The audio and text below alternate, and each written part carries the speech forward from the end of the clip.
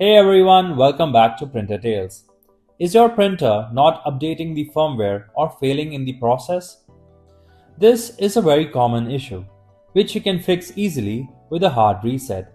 In today's video, I'll show you the whole reset process step by step. For one-on-one assistance, call us at the displayed numbers. If you're sticking with the video, let's get started. First, make sure your printer is powered on. Now, remove the power cord from the rear of the printer.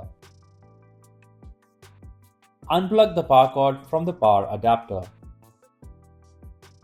After that, remove the power plug from the outlet. If you're finding these steps easy to follow, subscribe to our channel. For more tutorials, mention your problem in the comments.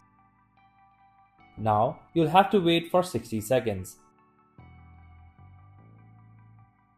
After 60 seconds, plug the power cord into the printer, adapter, and the outlet.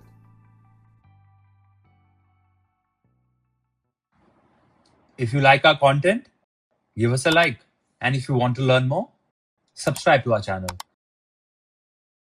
You can also visit Printer Tales or call us on the following contact numbers. If you think we haven't covered your printer yet, you can let us know in the comments section.